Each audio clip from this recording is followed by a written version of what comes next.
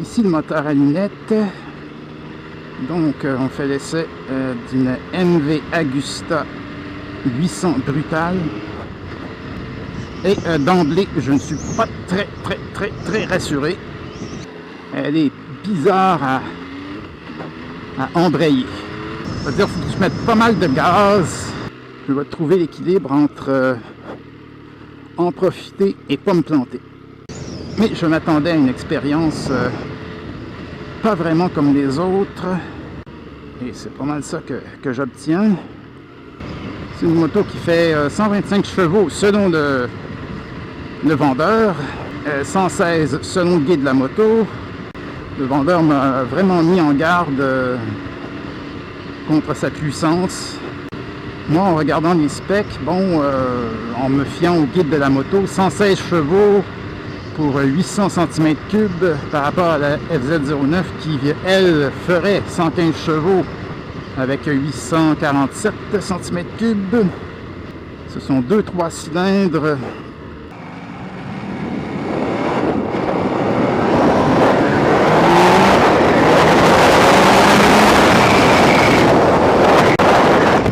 Ouais.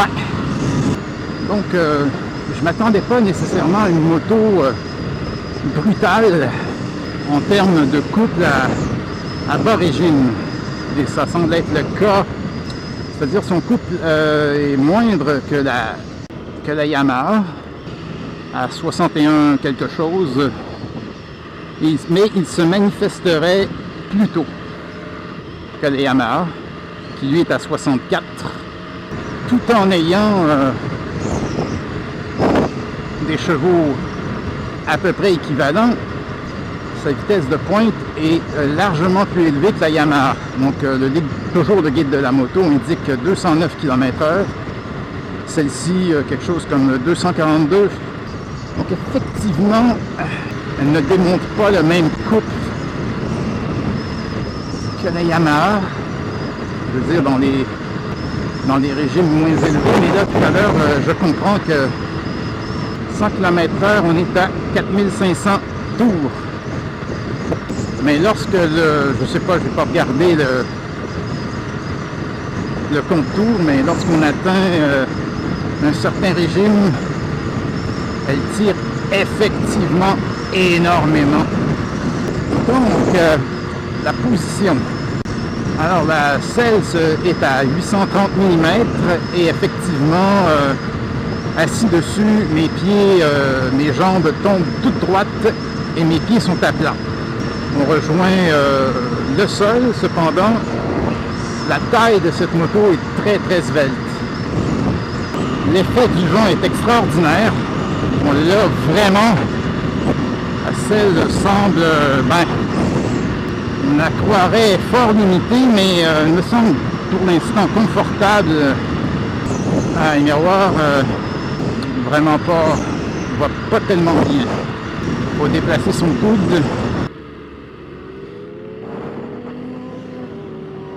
Donc à ces régimes, il n'y a à peu près pas de frein moteur.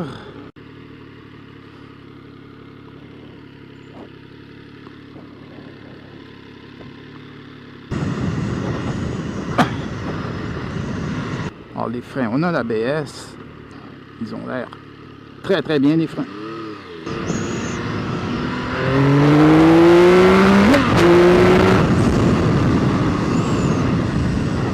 Embrayer ça demande un petit peu de doigté, comme si le rapport était trop élevé, si on veut.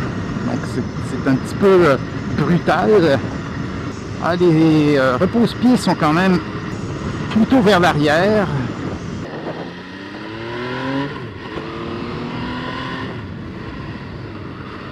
Alors le son, il est très bien. Il s'agit d'un poids plume. Point de vue ergonomie, on a un assez bon appui sur les mains, mais évidemment c'est pas une sportive du tout là. Quand même correct, mais on a un appui sur les mains. Je crois que c'est peut-être un peu supérieur à la Yamaha. Les suspensions à mon avis sont bonnes, mais bonnes pas dans le sens ou comme pour la Vestrom, tous les chaos sont absorbés. Non, c'est des suspensions dures, mais bonnes, c'est-à-dire qu'elles travaillent bien ou elles travaillent normalement pour une moto sportive, alors que pour la Yamaha, elles étaient plutôt molles et ça bondissait, je sais pas, n'avait pas nécessairement une très bonne impression. On a 1400 mm comme empattement, alors que la Yamaha avait 1440. Donc elle est délicate à embrayer, comme si le rapport était trop élevé. Le fait aussi qu'elle soit très ramassée la rend certainement très nerveuse à la conduite. C'est rien de si surprenant. Chose un peu étrange, j'ai l'impression que les guidons ont un diamètre très réduit. Ça augmente la fatigue des mains.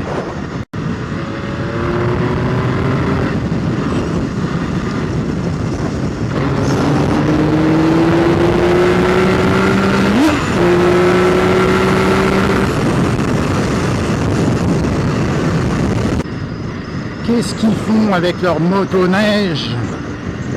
C'est la saison de la moto, pas de la motoneige. Alors si on faisait un petit j'aime pas, donc on aime sur la MV Agusta son apparence, très belle moto, très belle ligne. On peut signaler le pot d'échappement qui est un peu un dessin emblématique pour MV Agusta. Comme jolie pièce aussi, on note le bras oscillant unique à l'arrière avec un petit frein à disque au milieu de la roue. On peut signaler la qualité des composantes tout autour d'un excellent moteur. Alors j'ai signalé que les suspensions c'était bien, tout en faisant remarquer qu'elles étaient dures. Donc si tu prends un KO2 comme ça, c'est pas très grave, mais si la route est... s'il y a des bosses de manière un peu systématique comme avant d'arriver à Mont-Tremblant tout à l'heure, ben là je veux dire que t'es secoué, hein, alors les freins 320 mm, c'est écrit Brembo dessus, donc généralement je pense que c'est bon signe, et effectivement il n'y a aucun problème, ça freine super bien. On pouvait déplorer sur la Yamaha un manque total de progressivité, mais là c'est pas le cas, c'est du frein tout à fait normal qui freine très bien. Qu'est-ce qui se passe les amis? Fatigant la Force G, hein? Et bon, tout à l'heure j'ai mis de l'essence 9,6 litres, donc consommation très raisonnable. Alors sur cette moto on a une merveilleuse autonomie de 370 km selon le guide de la moto. Alors on aime ses performances, tu t'ennuies pas, elle offre cette sensation de téléportation un peu comme la FZ09, mais la FZ09 ça commence presque immédiatement, hein, Alors bon, pour ce qui est de la position, on apprécie sans doute sa hauteur comme point positif aussi, car cette hauteur fait en sorte que les jambes ne sont pas trop pliées, donc il y a un aspect confort. Alors la transmission, les vitesses se passent super bien. Alors peut-être pas assez au point négatif. Donc la selle, elle est limitée. Tout contre le réservoir, elle s'élargit, et puis on est tout le temps là-dedans. Enfin, surtout à l'arrêt, si on ne fait pas attention, les jambes se pressent contre ces renflements. C'est pas idéal. Sa hauteur, mais à la fois le fait qu'elle est ramassée, qu'elle est très courte, on prend devant en pleine face.